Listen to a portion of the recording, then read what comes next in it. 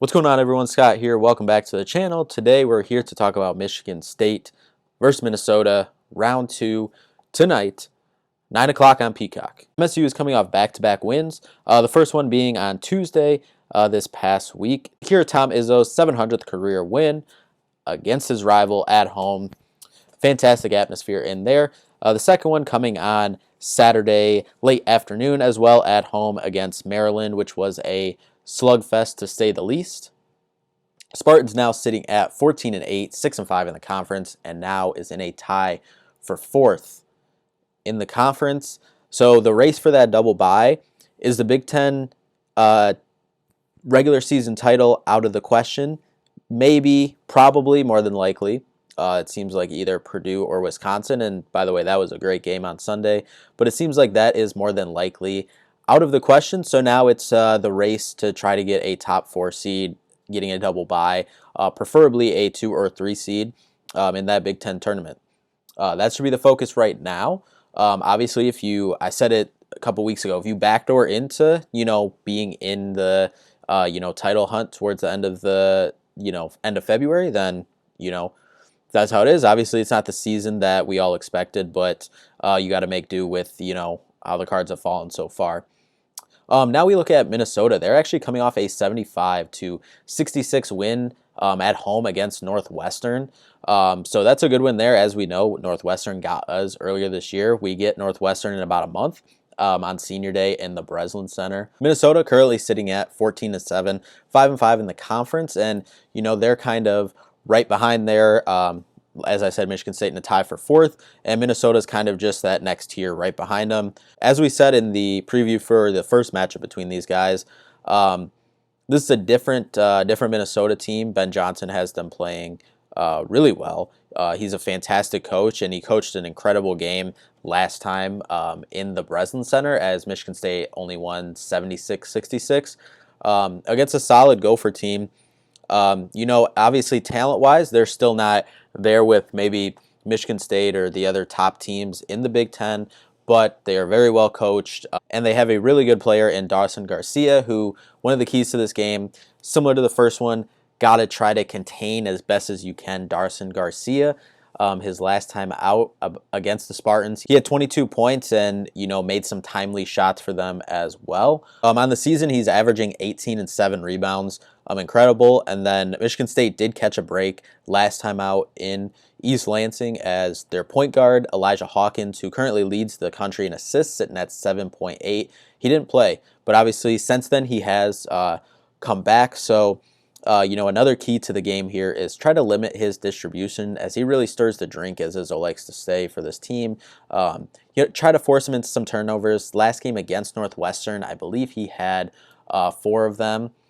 So not crazy turnover numbers, but something to maybe keep an eye on there to try to put him in some uncomfortable positions. Last time out as well, Pharrell Payne was a monster on the glass for them, pulling down 10 rebounds. And another unfortunate story that we've grown too accustomed to is Michigan State got out-rebounded.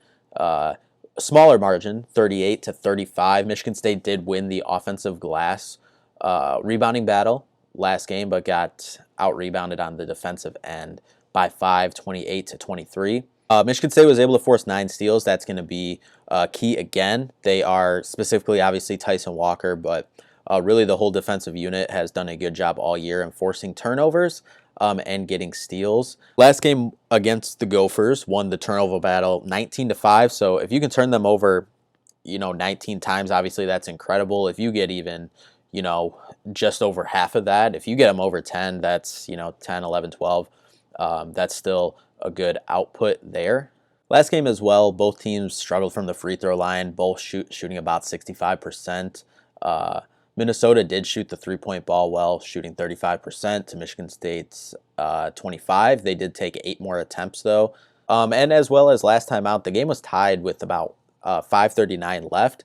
As we said, it was a 76-66 win, and it truly wasn't over till the end. We needed a Tyson run the last, I want to say, 3 or 4 minutes. Went on, I think, like 9-10-0 run or something, because he was sitting at like 11 or 10 points, and he ended with 21 there. So we really needed him to close it, and he stepped up and did do that as well. Keys to the game: try to limit Garcia as best you can on the offensive end.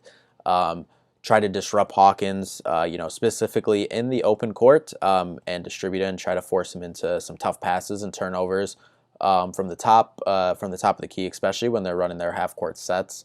And then obviously it's going to be the key every game until we see something different from our Spartans. Is you got to win the glass. You got to win the glass. That's not what this program's built on, and we've been unfortunately accustomed to seeing us get out rebounded on the glass. Obviously, last game against them, it wasn't as bad as it has been in some matchups, but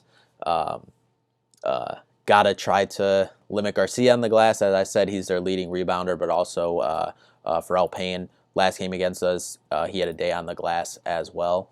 Quickly go over to our friends here at Bart Torvik. Really has this game as Michigan State favored by about 4.7 as a 71-66 win for our Spartans.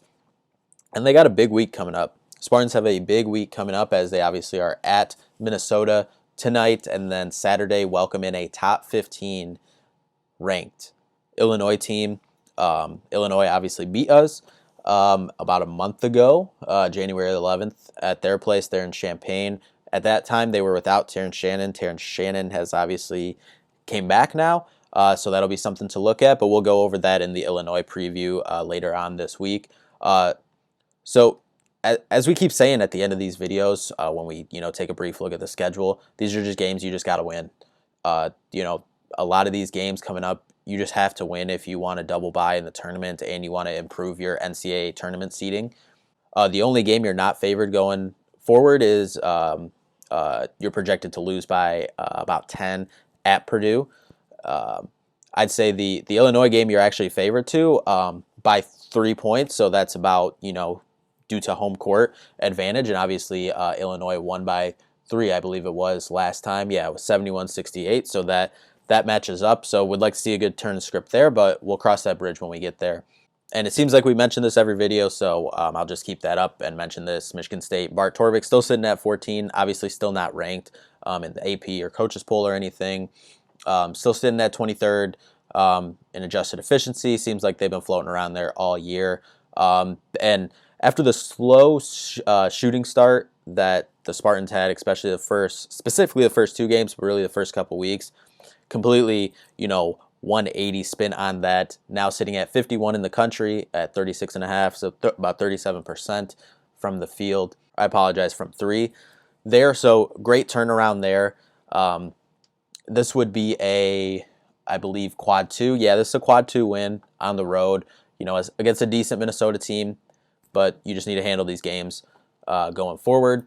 Minnesota, while we're here on Bart Torvik, they are sitting at number 86 in the country. They rank inside the top 20 in field goal percentage, sitting at number 17, shooting at 57% from the field. That's very impressive compared to, I'm curious, Michigan State's here, 52.3. Okay, so not a crazy difference, but that 52.3 for Michigan State is 95 in the country, compared to 56.8 being at 17 for Minnesota. Just go out there, handle business, and then hopefully get ready for a top 15 matchup or a top 15 team coming into the Breslin this weekend. Thank you all so much for watching. See y'all in the next one. Peace out. Go Green.